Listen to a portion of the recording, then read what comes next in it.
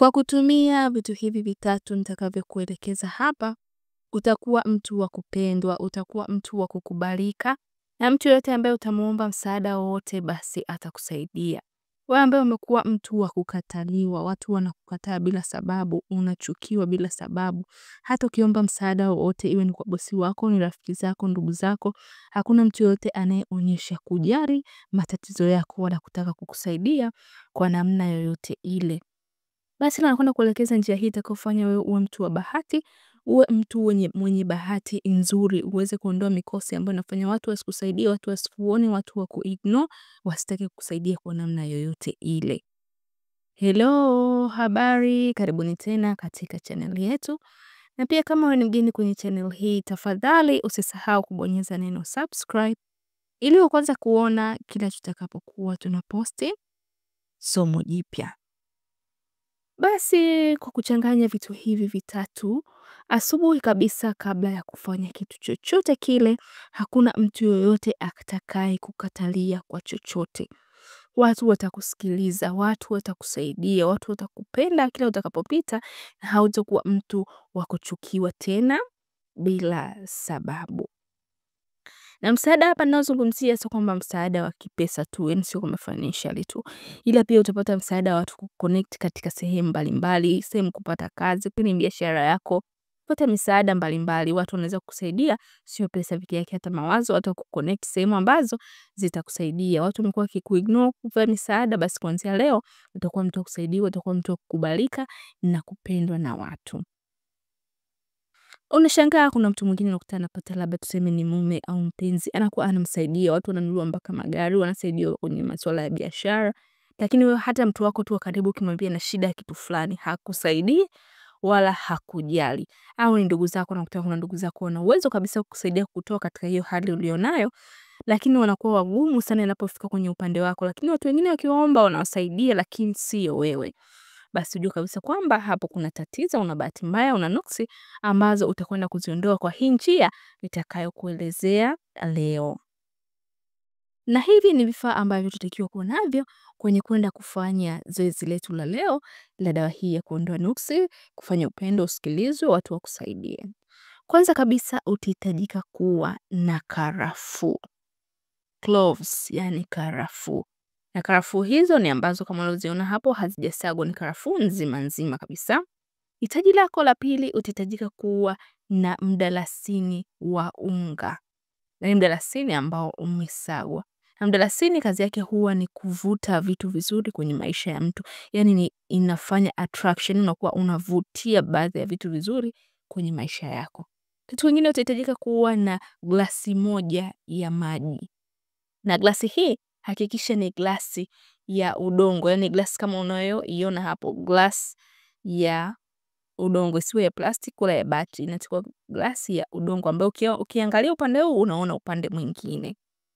Hitaji letu la mwisho kabisa utahitajika kuwa na chumvi, na chumvi hii ni chumvi ya mawe. Chumvi huwa kazi yake ni kusafisha. Tunasema kazi yake ni kusafisha, kuondoa nguvu mbaya, kuondoa negative energy, kuondoa nguvu mbaya kwenye mwili wako. Kwa hiyo ndio maana pia naye tunaichanganya kwenye hivi vitu ili kuweza kufanya jambo letu liende vizuri kwa kuondoa nguvu mbaya katika mazingira yetu na katika hichi tunachokifanya tuweze kupata matokeo mazuri. Baada ya kukusanya vitu vyako hivyo nilivyovitaja hapo, haya ndo maandalizi utakayotakiwa kuyafanya. Kwanza kabisa unatakiwa kuzingatia muda. Naposema kuzingatia muda, zoezi hili linatakiwa lifanyike asubuhi kabisa mapema kabla haujafanya kitu kingine chochote. Yaani vile umeamka tu kitandani, hichi ndio kinatakiwa kiwe kitu cha kwanza ukifanya. Pia unahitajika kuwa na imani. Hakikisha kwenye akili yako umeshatengeneza mazingira mazuri ya kufanya hii spell. Yaani umeshaandaa kabisa mazingira mazuri kwenye kichwa chako kwamba sasa nakwenda kufanya hichi kitu. Ukiwa na utulivu, ukiwa na amani, ukiwa na imani kwamba itakwenda kufanya kazi kwenye maisha yako kama inavyofanya kazi kwa watu wengine. Pia inahitajika kuandaa eneo lililotulia. Hakikisha upo kwenye mazingira ambayo hakuna mtu atakubugudhi kwenye hichi kitu utakachokifanya.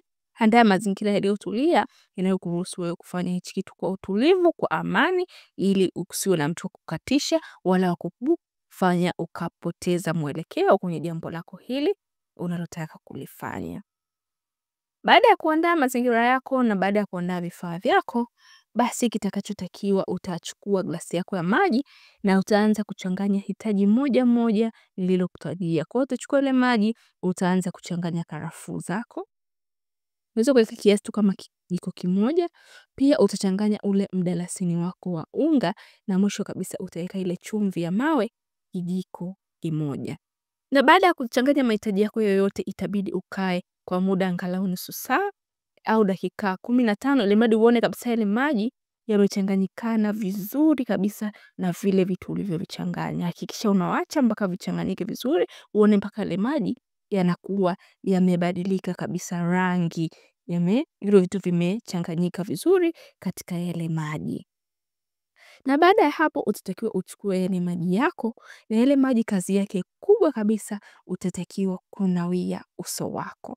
Tena ile asubuhi kabisa kabla hujatoka kwenda kwenye sehemu yoyote, mihangaiko yoyote, shughuli yoyote, kwenda kuonana na mtu yoyote unayetaka kusaidia au kwenda sehemu yoyote ambayo unahitaji kwenda kufanya jambo lolote, hakikisha unanawa kwa kutumia maji hayo.